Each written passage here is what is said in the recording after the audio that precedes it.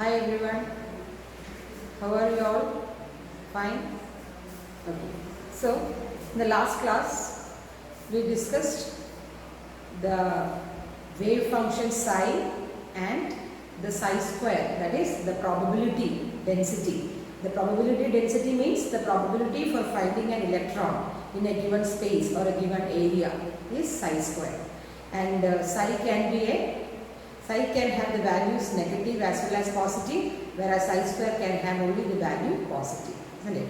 So then we talked about psi square, etc. And we said that the Schrodinger wave equation, the solution for the Schrodinger wave equation will give you the quantum numbers. So today we are going to start the topic quantum numbers. So today we will see what is quantum number, how many quantum numbers are there. As I already said that the quantum number or simply psi. Psi means what? Psi is, it has got no physical meaning. It is only a wave function with respect to the coordinates. It's only a wave function, or I said it will give you all the information regarding an electron in a shell. That is about the orbitals. Is there any orbitals or subshells? What is the size? Size, shape, orientation, etc. etc. So all these informations can be given by this quantum numbers, or how the quantum numbers are introduced. That is the solution of the Schrodinger wave equation. You know, xi is equal to Vxi. On solving, you will get psi and E. So from that psi, you will get this orbitals. Isn't it? The orbitals are designated by 3 quantum numbers. Okay, so we will see one by one. So, the orbitals, different shape, size, etc. are there in the orbitals, and there are so many orbitals are there in an atom. So many orbitals are there in an atom depending on the atomic number, the number of electrons. So, these orbitals will give you an idea about the shape, size, orientation, etc. And if the size is very, very small, see, if you say that this is a small size and nucleus, this size, the probability for finding an electron is more, isn't it? Rather than if you have a bigger size, the probability for finding an electron is less when compared to a small size. Okay, and the orbitals can be designated or depicted by 3 quantum numbers. Okay, now we will see what is one by one. What is a quantum number? So quantum mechanics states this quantum numbers. Now there are mainly 3 quantum numbers. By solving the Schrodinger wave equation, you will get 3 quantum numbers, and by the 3 quantum numbers we can have the address of this or electrons which is present in which orbital or which shell, etc. etc. Okay, the first one is principal quantum number. Okay, what is it? Principal quantum number. Then second is azimuthal quantum number. Okay, azimuthal quantum number, or you can say it as angular momentum quantum number. Okay, angular momentum quantum number, or again one more name is there, subsidiary quantum number. And the third is magnetic quantum number. Third is magnetic quantum number. Okay, magnetic quantum number. And in fact there is one more quantum number that you will study, that is it is not the solution for the Schrodinger wave equation. It is derived later as a spin quantum number that we will discuss afterwards. So these are the 3 quantum numbers which is the solution for the Schrodinger wave equation. From solving the Schrodinger wave equation, you get 3 quantum numbers in which you can get the address of an electron, in which shell or in which subshell, what is the size, what is the shape, everything you will get by these 3 quantum numbers. Okay, now we will see one by one what is principal quantum number. We have discussed a little bit of principal quantum number in Bohr theory. Actually, Bohr was the scientist who introduced the principal quantum number. You know, principal quantum number is denoted by the letter N. N is what? N is nothing but the number of shells, isn't it? The number of shells. In Bohr, we set the number of orbits, isn't it? But now there is a small change. We say that the probability for finding an electron, or you can say the shell means, instead of orbit I wrote shell. Shell means a bigger surface in which we can have the electron, a bigger boundary by which we can have the electron. That is why we call probability, isn't it? Instead of having a circular path, having a definite distance or a definite energy or a definite radius, we talk about probability of finding an electron. We cannot have, according to Heisenberg, you know, the exact position as well as the momentum cannot be found simultaneously. So in that case, definitely Bohr has introduced the principal quantum number n, which is called as the number of shells. Okay, that means what? If you have a nucleus, n is equal to 1. If n is equal to, so n is an integer like 1, 2, 3, etc. up to infinity. Okay, so if n is equal to 1, you say it is k shell, correct? If n is equal to 2, it is l shell. If it is n is equal to 3, if it's m, then n is equal to 4, it is k, l, m, n, and etc. Fourth is okay. So this is number of shells. That is principal quantum number deals with the number of shells. I mean shell. Okay, shell. That is Bohr introduced as orbit, but from the same principle you are looking into the principal quantum number, which you just gave the name as shell. That is exactly the same as n is equal to 1, 2, 3. If n is equal to 1, k shell, l shell, m shell, n shell, etc. And the number of electrons in every shell is by 2 into n square. That all applies here also. Okay, so this can be explained by Bohr. And the second thing, important thing is, this principal quantum number determines the size of the shell. Size of the shell means what? The average distance between the nucleus and the outer electron. That is called as a size. Okay, not exactly, but you will say the average size of a shell can be determined by, or n gives the size of a shell. We know if n is equal to 1, it will be smaller. If n is equal to 2, it will be bigger, isn't it? N is equal to 3, it will be even bigger. So it depends upon the size of the shell, and also it gives the energy of the shell. Listen, both are important. That is, the principal quantum number n gives you an idea. Of course, it is a number of shells, but more than that, it gives the size idea about the size of the shell as well as the energy of the shell. Both. You know, we have come across with the energies, isn't it? So both these you can have information from the principal quantum number. Correct? And one more thing is, as n increases, listen, as n increases, what happens? The size also increases. Is it true? See, as n is equal to 1, the size is like this. N is equal to 2, it is bigger. N is equal to 3, even bigger. So as n increases, the size increases. And the next point is, as n increases, the energy also increases. Very important. See, as n increases, how energy is increased? Energy will increase means the distance from the nucleus to the valence electron increases. Thereby, the negative value decreases. Isn't it?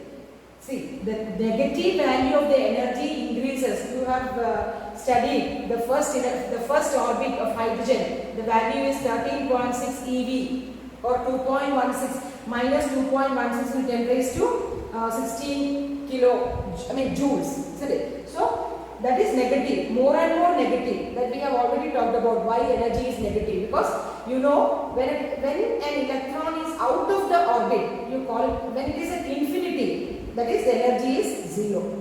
Now as we come towards the nucleus, the energy will be more and more negative, which means that when you go from the nucleus, what happens? The energy will be increased in the sense the negative value is decreased. Got the point? When the energy is increased means the negative value is decreased. So these 2 points should be remembered. The principal quantum number will give you the size of the shell as well as the energy of the cell. So as the size increases, as the number increases, the n increases, the size of the shell increases. At the same time, as the n increases, the energy also increases. So this is all about the principal quantum number, that is the first quantum number. Understood? Clear? Now, going to the second quantum number, that is, we have given 3 quantum numbers as a solution of Schrodinger wave equation, isn't it? So the second quantum number we talk about is what is called as azimuthal quantum number. Azimuthal quantum number. Okay, azimuthal quantum number are also called as angular momentum quantum number or subsidiary quantum number. And this quantum number gives the three-dimensional shape.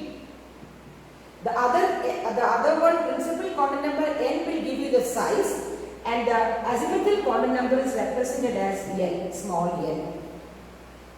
So this L gives the shape of the orbital, the three-dimensional shape of the orbital, that is given by the quantum number L. Clear? Now listen very carefully. You have K shell, L shell, M shell, where n is equal to 1, n is equal to 2, n is equal to 3. You know that. Now for a definite value of n, say n is equal to 1, for the first shell, n is equal to 1, the value of L ranges from 0 to n minus 1. Very, very important. See, for a given value of n, you will have the value of L, that is how many subshells, that is orbitals. See, this is shell, that is the main shell. N is equal to 1 is the K shell. Now inside the K shell, how many subshells are there is depicted in this azimuthal quantum number. That means it will give the shape of the orbital and also how many subshells are there in the shell, main shell. How many subshells are there in the main shell. For example, if you see to it, n is equal to 1 means 0 to n minus 1. That means L minimum having a value of 0 and L maximum has got a value of n minus 1, which means that 1 integer minus the value of n. For example, if n is equal to 1, what will be the value of n? N is equal to 0 and n minus 1, that is 1 minus 1, 0. So, the value of n is 0. You got it? That means, if for any particular value of n, the L can have the values ranging from 0 to n minus 1. So, if n is equal to 1, you put 0 and to n minus 1, that is 1 minus 1, 0, 0 itself. Let me tell you. If n is equal to 2, what happens? N is equal to 2. N is equal to 2 means n can have the values from 0 to 2 minus 1, that is 1, 0 and 1.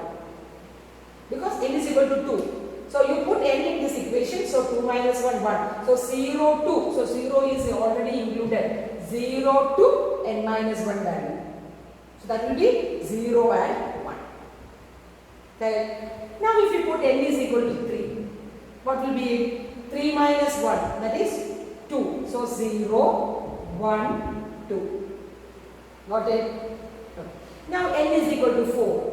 The fourth shell. So 4 minus 1. Sorry. N is equal to 3 means 3 minus 1, 2. Yes. 4 minus 1, 3. So 0 to 3. So 0, 1, 2 and 3. So this is how the value of L is defined.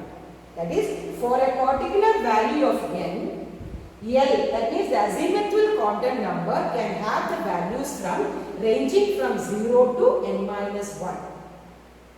So n is equal to 1, that is 0 to 0, that is 0.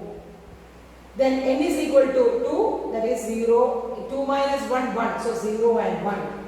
N is equal to 3, 3 minus 1, 2, so 0, 1 and 2, 0, 2. Ranging. So it includes 0 and the last in between you have to write the numbers. So n is equal to 4, 4 minus 1, 3, so 0, 1, 2, 3.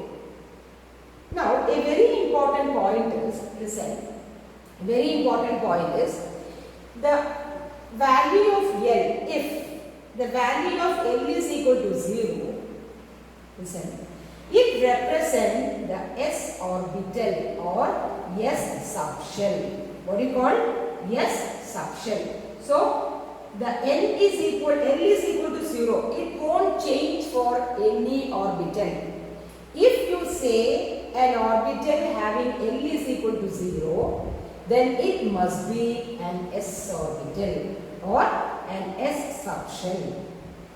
Correct? Now, if L is equal to, this is 0. So here it is yes, isn't it? Now, N is equal to 2. There are two values where L is equal to 0 and L is equal to 1. And you know, wherever L is equal to 0, it implies that there is an s orbital. Correct? Okay. Now, if L is equal to 1, it is called as p orbital or p subshell. See? P orbital or p subshell. Correct? Now, so here it is s and p orbital. See, in a shell, there are subshells. Okay, so in n is equal to 1, that is in the first orbit or shell, you can have only one subshell. See, that is S. Now, if n is equal to 2 for the second orbit or second shell, there are two subshells, that is S and P. Which means that if L is equal to 0, it is S orbital, and if L is equal to 1, it is P orbital or P subshell. Got it? Now coming to N is equal to 3. Listen, 0, 1 and 2. You know 0 is yes, it will never change according to the orbital. If the value of N is equal to 0, it does not change for any orbital. It will be an S orbital. Okay. Now if L is equal to 1, it is P orbital. Now what about 2? If L is equal to 2, it is called as D orbital. Correct? So it is S, P and D. See? Now coming to N is equal to 4, 0, S, 1, P, 2, S, P, D, and what about 3? If L is equal to 3, it is F orbital. See? So these are the subshells. So within a shell, see, if N is, this is a nucleus, and if it is equal to 1, N is equal to 1, you have one subshell, that is S orbital. In N is equal to 2, there are two subshells. N is equal to 3 subshell. See? So which means that how many subshells will be there? Which means if the value of L is equal to how much? Depends on N is equal to how much. Which means that if N is equal to 1, there is only one value. If N is equal to 2, it has two values, that is 0 and 1. If N is equal to 3 values of L, and N is equal to 4 values of 4. That means the values of L is equal to the number of shell or the orbit. Just to remember that, how to go with it. Okay, so this is about the orbitals. I think now you have got an idea of what is shell and subshell. Inside the shell is the subshell. So now you have an idea of how the electrons are, the electronic configuration, how the electrons are put into various orbitals to make it octet. Okay, so this is about, and again it is there, you don't want to study it. This S is called spherical, the name, P is called principal, D is called diffused, then P is called fundamental. Then if L is equal to 4, you will have S, P, D, F, G. G is gerade. Gerade means symmetrical. Then again it is there H. H means harmonic subshell. And again now recently one orbital they found out, that is I, that is intensified. So many orbitals they are, till I they have found out, but you have to study only F, till F. Forget about this G and H. G you will come across in 12th standard, that is gerade, about the T2G, EG orbital, that you will study later. Okay. Transverse, two-dimensional Gerard and energetically Gerard, that we will see in the next year. So these are the orbitals or subshells in each shell. Clear? Okay. Then we will have the, so here it will give the shape of the orbital. That is, S means spherical in shape. Listen, S means spherical in shape. Okay, so if there is an S orbital, it is spherical in shape. Now, P means it is it is dumbbell shape. Okay, it is dumbbell shape. We will come to the this diagrams later. And SP, D is diffused. Okay, diffused shape. That is, it can be again called as double dumbbell. Okay, you can call the shape as double dumbbell. Okay, and F is complicated. Just we say like that, complicated, because it is very complicated in structure. So we will say the shape is like spherical, dumbbell, double dumbbell, complicated, etc. So the value of azimuthal quantum number will give you an idea of the shape as well as the number of subshells. Isn't it? Very, very important. That is the number of subshells. Okay, number of subshells like S, P, D, F, etc. Correct. And also the angular momentum. This is also called as angular momentum, isn't it? It is called as angular momentum quantum number. The angular momentum can be found out by a formula h by 2 pi into root of L into L plus 1. Just for information, just to make a note on it. That is angular momentum. To find out the angular momentum of an electron, it is formed by the formula h by 2 pi. You know, h is Planck's constant, L is the azimuthal quantum number. That is, substituting it, you will get the angular momentum. So this is about the azimuthal quantum number. It will give you the shape of the orbital as well as the number of subshells. So is it clear? Now we will pass on to the third quantum number, which is called as magnetic quantum number. What is it? Magnetic quantum number, which is represented by M.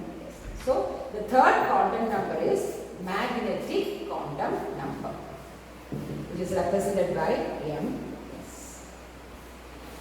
Or simply M. Okay. Now what represents this magnetic quantum number? What information you will get from this quantum number? This quantum number gives you an information about the spatial arrangement, or I can say spatial orientation. In which axis it is orienting? In which axis it is orienting? Whether it is oriented to the x-axis or y-axis or z-axis. That means it will give an idea about the three-dimensional spatial orientation with respect to the coordinates. So it will give you an idea of how the orbitals are orienting. You know that the orbitals have a definite shape now, isn't it? Now how these orbitals are oriented in the space, that is depicted or that is given by this magnetic quantum number. The magnetic quantum number will give you an idea of the three-dimensional spatial orientation. How or in which axis for example, in which axis the S orbital is there, or in which axis the P orbital is lying. That and all is given by the informations are given by this magnetic quantum number. Now we will see how this magnetic quantum. So whenever you have an idea of talking about magnetic quantum number, keep in mind spatial orientation. Spatial orientation. Principal quantum number, size and energy. Azimuthal quantum number, what is it? The shape and number of subshells. Then magnetic quantum number will give you the spatial orientation. Okay. Now for a given value of L, listen very carefully.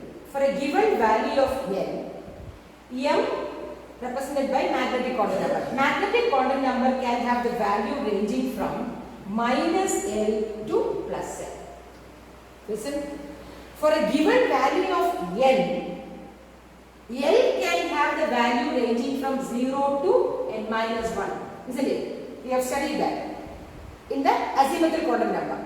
But in magnetic quantum number, for a specific value of L won't change for any orbitals. Like if L is equal to 0, it is S orbital. If L is equal to 1, P, L is equal to 2, D, L is equal to 3, F. It will never change, right? So, for a given value of L, M can have the value, see, minus L to plus L, including 0. What is it? Including 0. Or I can write minus L, 0 plus L. It will be easy for you. Just study this. Minus L, 0 plus L. Or simply I can say, the M can have the value of 2L plus 1 values. See, for a particular L, M can have 2L plus 1 value. Now we will see how the value varies. Okay, we will see it. That is, listen carefully. For L is equal to 0, listen, L is equal to 0 means you know S orbital. M is equal to you know minus L, 0 plus L, everything is 0. Isn't it? Minus L means minus 0, 0 plus 0. What is the difference? So M is equal to 0. Correct? 0 means S orbital, M is equal to 0. Or again you put this 2L plus 1. So 2 into 0. 2 into 0 is 0. Only one value is there. So that means the S orbital, it is not divided. There is only one type of S orbital. It is symmetrical in shape. Okay, S orbital means it is having only one this thing and it is symmetrical in shape. Now, if L is equal to 1, see, L is equal to 1, M is equal to, see, minus L, 0 plus L. So, minus 1, 0 plus 1. See, there are 3 values for M, for L is equal to 1. And you know that if L is equal to 1, you will say it is p orbital. Am I right? See, substitute the value 1, 2 into 1 plus 1, that is having 3. That is 3.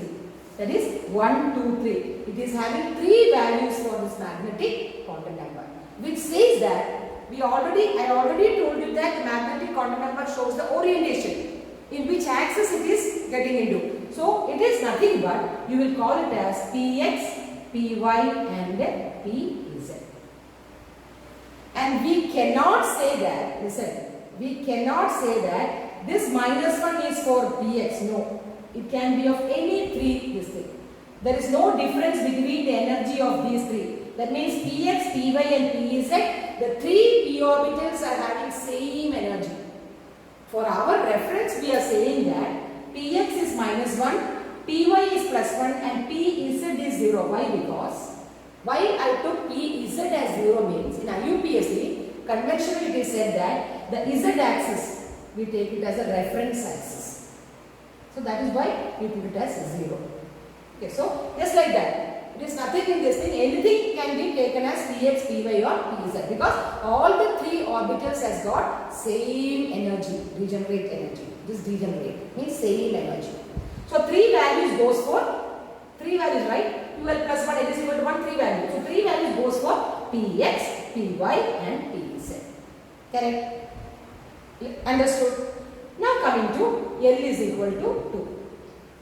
Now for L is equal to 2, listen, it's interesting, see, L is equal to 2, the values of M will be minus L to plus L, including 0. So how will you write? You will write starting with minus 2, then minus 1, then 0, plus 1 and plus 2. See, how many values? 1, 2, 3, 4, 5. So put it in this equation, L is equal to 2. So 2 into 2 plus 1, how many? 5. You got 5 values, isn't it? Correct? Now, what is L is equal to 2? Which orbital? It is d orbital or d subshell. Isn't it? D subshell. So, this gives an idea. There are 5 d orbitals are there. See? There are 5 d orbitals are there for L is equal to 2. Or whenever you talk about d orbital, there are 5 d orbitals are there. Or whenever you have p orbital, there are 3 p orbitals equal in energy. Okay, so that is, we will say Px, Py and Pz are p orbital. In d there are 5 and let me write, that is dxy, dxz, dyz, dx square minus y square and dz square. These are the 5 orbitals. We will come into the pictorial representation. Don't worry, we will go into detail. So the 5 d orbitals are, it is named as dxy, that is the orbitals will be in the xy plane, dxz, that is xz plane, yz, that is yz plane. See, it is the orientation in which axis it is going, that is why dx square minus y square, it is in between the x and y, and dz square along the z. So normally IUPAC convention, this 0 goes for dz square. But no point, nothing to worry about, you can write as 0. Okay. So this is about the 5 d orbitals. Now if you come to 7, I mean f orbitals, that is L is equal to 0, 1, 2, 3. That is f. It is having 7 orbitals. So that we not want to study. Only d orbitals. Still d orbitals we have to study because f is having more complicated. Okay, we write it that f is complicated in structure. So just till d orbitals we have to study. So is it clear? All the 3 quantum numbers. It is very easy, right? First is the principal quantum number, second is the azimuthal quantum number, and third is the magnetic quantum number. Now you know how to take the values. For example, if I say an orbit or an orbital notation as 2 S, which means what? 2s means what? That means the number, shell number, that is n is equal to 2, isn't it? And it is having an s orbital, isn't it? S orbital. Now we will have a table for you, just a table for you. That is, if n is n value, then n value, L value, and the subshell notation. It is having in a book. Okay. Now if you say n is equal to 1, L is equal to what? 0. Now subshell is yes. Because if whenever L is equal to 0, subshell is yes. Now n is equal to 2. The values are 0 and 1. That means S and P. Remember, for 1 L you will say 1s orbital. See? For n is equal to 2, you will say 2s orbital and 2p orbital. Now is it clear? Now what about 3? 3 means 0, 1, 2, isn't it? Which means 3, yes, 0, yes. N is 3, so you can write 3p because n is equal to 1, and 3d because n is equal to 2 for 3d. Got it? Now for the 4, n is equal to 4, what will happen? L is equal to 0, 1, 2, 3, isn't it? So I can write 4s, that is 0, 4p because it is 1, 4spd because L is equal to 2, and 4f because L is equal to 3. So this is the notation we are going to. So please make a note on it. Please draw a tabular column. It is in the textbook. So please write that also. So then only you have it. If you say, see, if it is 3s, what is the value of n and L? You can say n is equal to 3. S means L is equal to 0 is yes. L is equal to 1 is P. For example, say, if you are given as 5f, what is the value of n and L? Question. 5f. So n is equal to 1 and L is equal to f means 0, 1, 2, 3. S, P, D, F. So it is 4. So by seeing this, you can have an idea of which shell and which subshell it is there. Clear? It's very easy. These are the 3 quantum numbers. But what happened is, by these 3 numbers, you cannot explain the exact structure of an atom where spectra comes into picture. That means we know in a multi-electron system, in a multi-electron system, the finding of the doublet, that was the failure of the Bohr model, isn't it? You can have 2 lines in a single line. It is divided into 2. So the doublet spectral lines cannot be explained by Bohr. So in this case, it can be explained by giving another quantum number. You know, this azimuthal quantum number was formed by Sommerfeld. The scientist called Sommerfeld, and the next magnetic quantum number. The magnetic quantum number was given by a scientist called as a, I think, I'm not remembering it, laser or something like that. So azimuthal was found out by Sommerfeld, principal was found out by Bohr. Okay, now comes the third magnetic quantum number, I'm not remembering, and the fourth quantum number, that is this, that is called as the next quantum number is called as the spin quantum number. The fourth quantum number is called as the spin quantum number. Okay, so why the spin quantum number comes into picture is that you cannot explain the spectral lines for the multi-electron system by only having the three quantum numbers. So you have to have another quantum number, which was, this is not a solution for the Schrodinger equation. Let me tell you, only three quantum numbers was the solution for the Schrodinger equation. This is something else. Something else you talk about when you talk about an electron. So this is called as the fourth quantum number is called as, only by means of all the four quantum numbers we can exactly have an address of an electron. That is what. Okay. So when you will see spin quantum number. Now what is spin quantum number represented by? Yes. You know, an electron is revolving around the nucleus, isn't it? An electron is revolving around the nucleus, as the earth is revolving around the sun. Now, earth, even though it is revolving around the sun, the earth spins on its own axis, isn't it? So, it is doing the revolution as well as the spinning about its own axis. In the same way, the electrons are revolving around the nucleus, and also the electron gets spin on its own axis, and then it is moving like this. It is moving like this. So it has a spinning of electron in its own axis, and then at the same time it is getting revolved around the nucleus. So since it is spinning on its own axis like Earth, in the electron there is a spin angular momentum. Listen. Since the electron spins in its own axis, in addition to the revolving around the nucleus, the electron is having a spin angular momentum. Got it? Sometimes it will call as an intrinsic spin angular momentum. That's okay, you can always say spin angular momentum due to the spin, and the energy is conserved in that electron. Okay, so the spin angular momentum, which is represented by the spin quantum number. That is, being a vector quantity.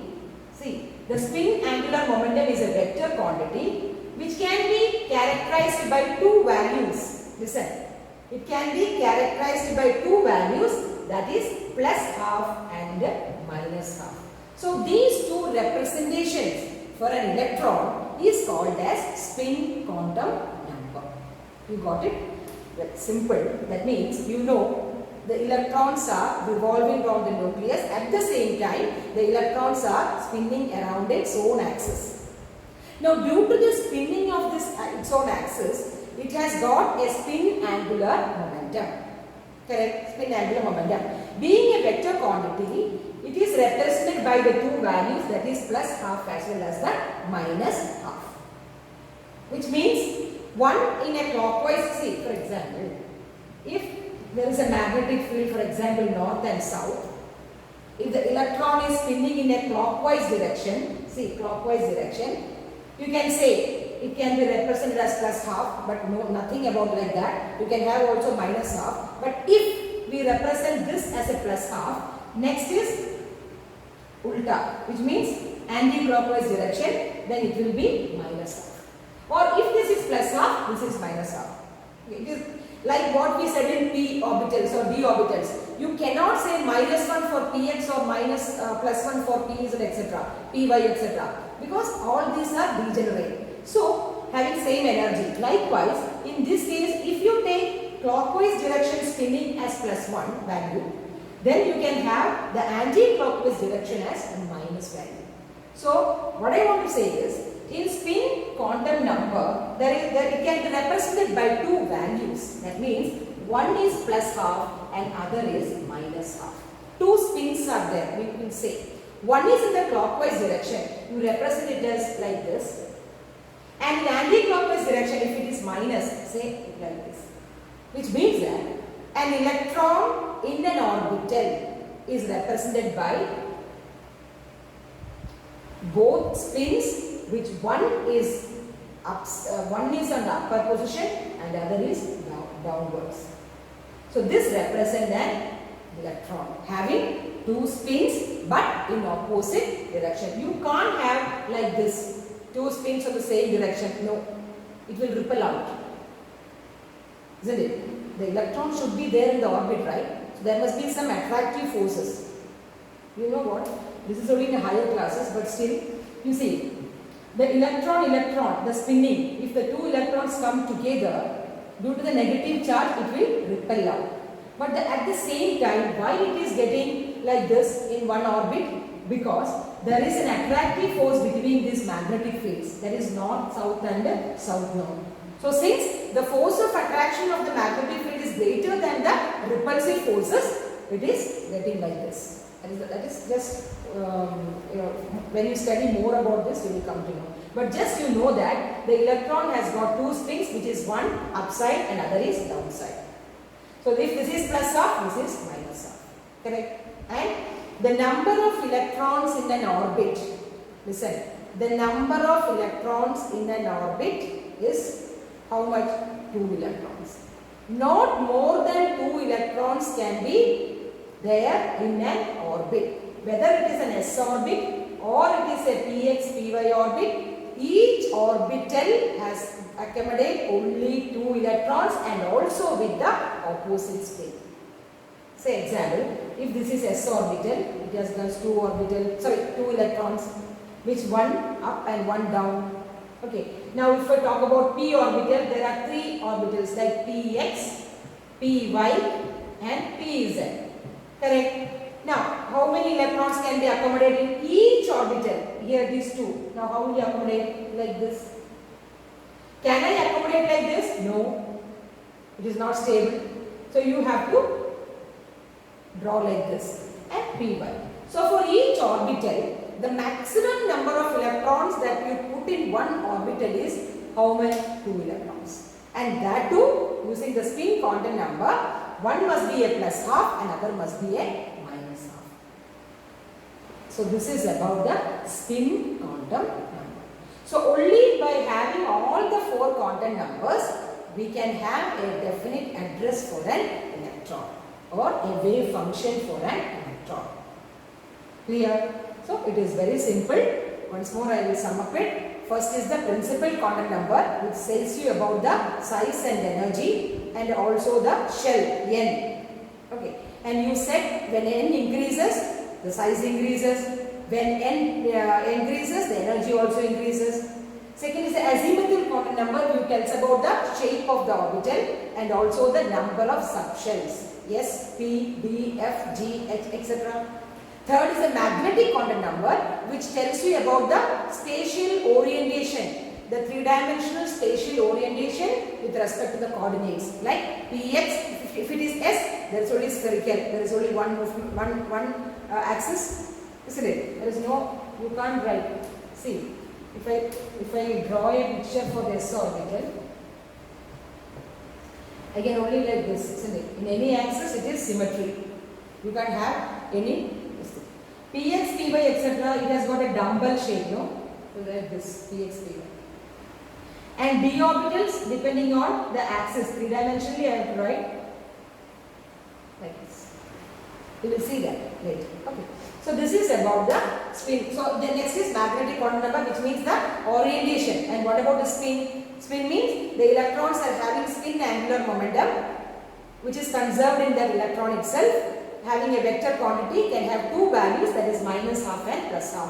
If one is in the clockwise direction, the other is in the anti-clockwise direction. So if it is represented clockwise as minus half, then the anti-clockwise as plus half. Never mind, the reverse is also true. So this is about the spin, and all having all the four quantum numbers, we can say exactly the nature of that electron in the orbit. In which direction it is forwarding and which shell it is there, etc. To give a complete picture, see for example, if you say the orbit according to Bohr is your school, an analogy, just an analogy. The N is your school, then coming to the subshell, that means in your class. In a school, if you are in 12th and 11th standard, that is a subshell. Then again coming to, again into one, how many orbitals are there in this? That means SPDF. That is what? That is the, see. If we say an analogy as the orbit or the shell. Atom is your school. Listen, atom is your school. Okay, in which the shell is your class, and that is 11th standard, and the subshell is the divisions A, B, and C. That will be okay. This is an analogy for this. Okay, so that is about how it goes. In an atom, you are having a shell. In the shell, you are having a subshell, and along with the subshell, the electrons will have spin quantum number. So that's all about the quantum numbers. So I think you have get an idea of quantum numbers. So from the quantum numbers, we will get the actual representation of an electron in an orbit. So this is about the quantum numbers. Okay. Now we will see another important topic, that is the shape of this atomic orbitals. We already said that there are shapes, or the shapes are determined by the azimuthal quantum number L. Now we will just talk about little more in detail about the shape of the atomic orbitals. Okay, shape of the atomic orbitals. As I already told you that S is circle in shape, P is dumbbell, then D is double dumbbell, F is complicated. We are not going into details of F orbital. Now before talking about the shape of the atomic orbital, just tell you that I will talk about a little bit of psi and psi square. You know what is psi? Psi is wave function, isn't it? With respect to the coordinates, it will give you the idea, or the address, if you want to say like that, address of an electron, which will give you the size, shape and orientation of the orbitals. Isn't it? Now what about psi square? Psi square will give you the probability density. Isn't it? What is it? Probability density. What do you mean by probability density? Probability density means the probability of finding an electron in a given area. That's all. Isn't it? The probability for finding an electron in a given area. Now, if you plot a graph, listen very carefully. If you plot a graph with, you can have two graphs, but this graph is not so important. If I plot a graph of psi against the nuclear distance. Nuclear distance means if you have a nucleus to the electron, means the valence shell. The first shell, if it is a first shell for hydrogen atom, for the first shell. Now if you draw a graph plotting psi against R, you will get a graph like this. See? Which means what? For example, say, I will give you an example. I will take a hydrogen atom, 1s. And this is the nucleus. If this is the nucleus, around the nucleus, listen carefully, around the nucleus, the probability for finding an electron is maximum. Got it? So I will have like this, the denser part of this dot. Okay. But at the same time, even in the outer surface region, in the boundary surface region also, there are probability for finding an electron. If it is H, I am talking about the S orbital. S orbital is spherical. Okay. So the probability is here. It is 95% probable that the electron will be around this area. You cannot say 100%, right? Then you know the exact position. So you can only say 90 to 95% probability for finding it. And also, see, when the nucleus, the distance from the nucleus to the shell increases, or the R increases, see this is R. When R increases, the probability for finding an electron also increases, which means, decreases, which means what? See here, there are only small probability for finding an electron, but towards the nucleus, see, towards the nucleus, the probability for finding an electron is very high. So if I represent it graphically, what will happen? That is, towards the nucleus, R is equal to 0 means nucleus. As the nuclear distance increases, that is like this. So, towards the nucleus, the probability is maximum. That is why it is touching here. The probability is maximum. So, now as the nuclear distance increases, what happens? The probability decreases. See?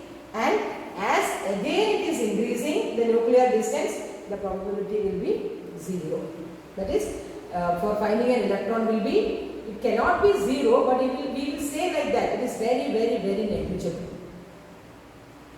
So this is the graphical representation of psi and R for a oneness orbital. Now we are talking about a oneness orbital. Now the same graph, if I plot with the probability density, that is psi square, then how the graph goes?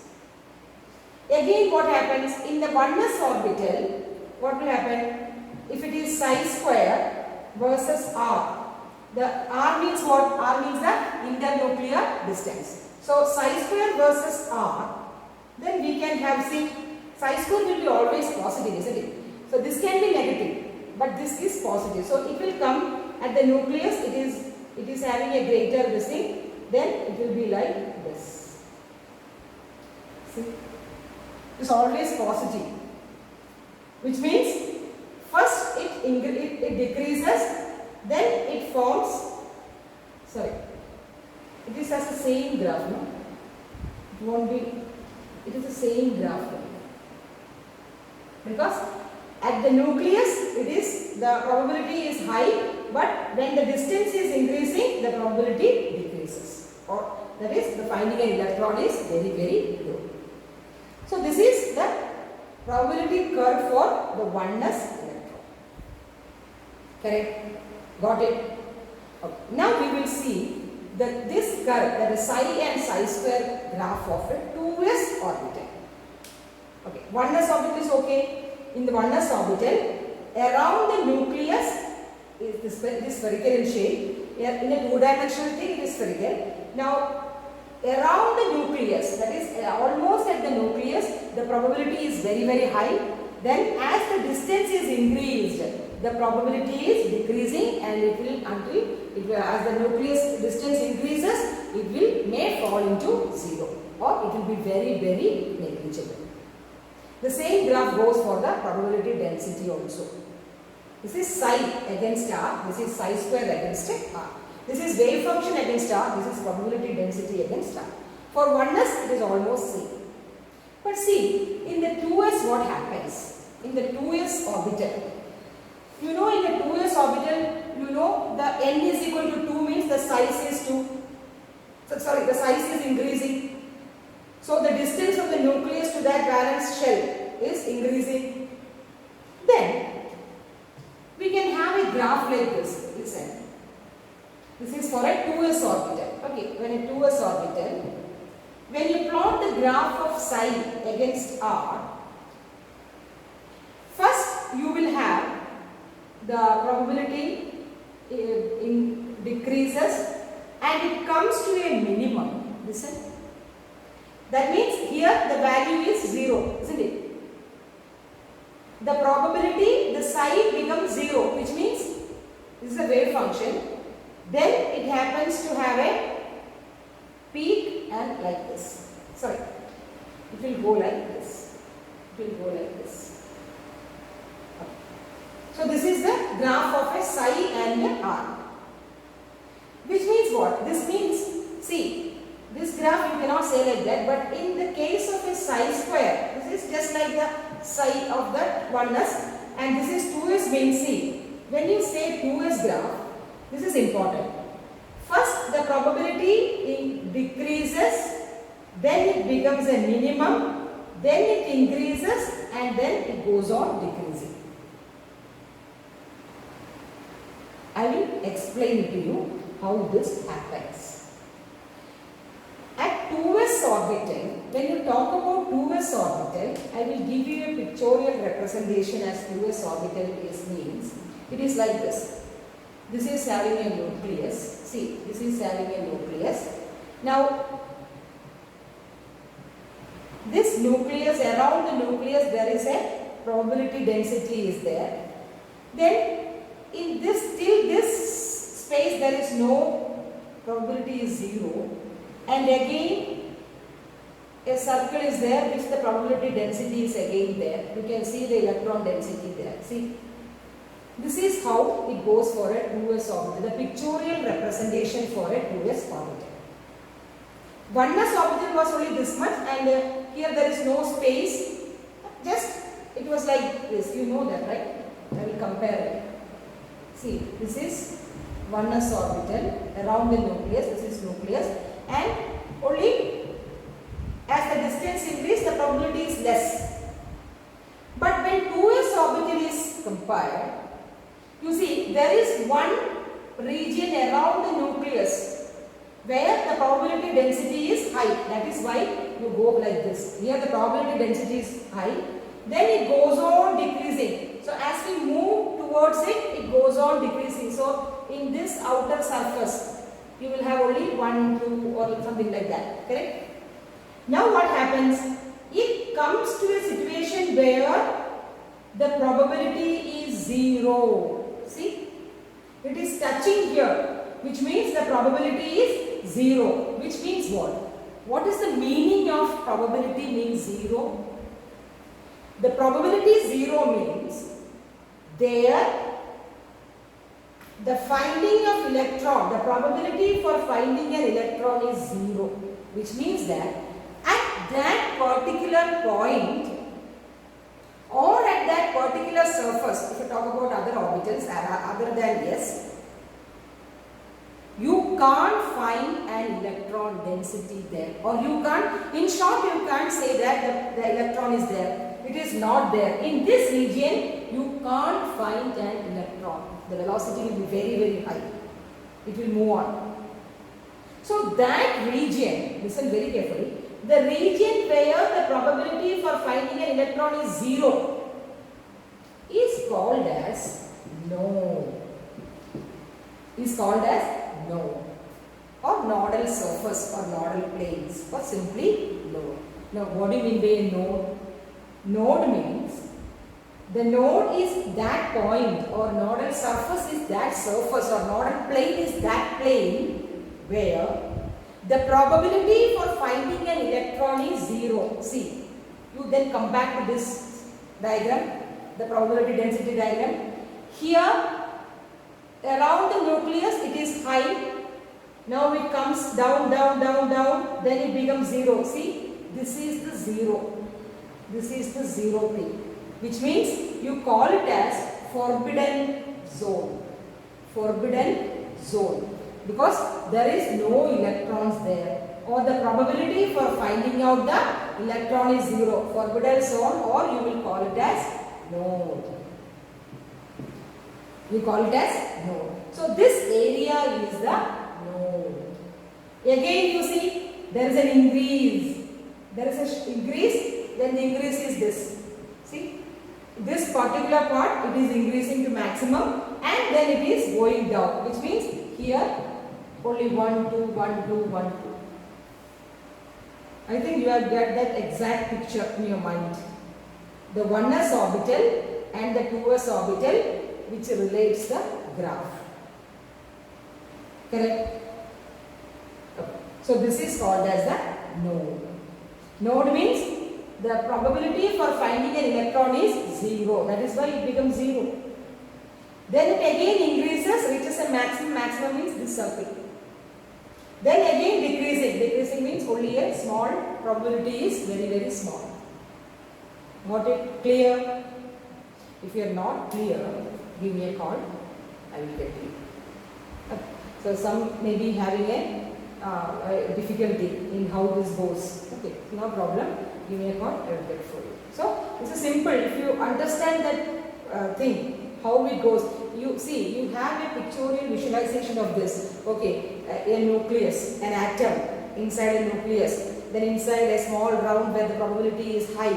Then as the distance increases from the nucleus, it will become low. Then there is a forbidden region called known, where there is no electron density. Then again it is coming up for 2s. I am talking about 2s. So that you have a pictorial representation, visualization of that, you will get it. So this is about the psi square graph of 1s and 2s.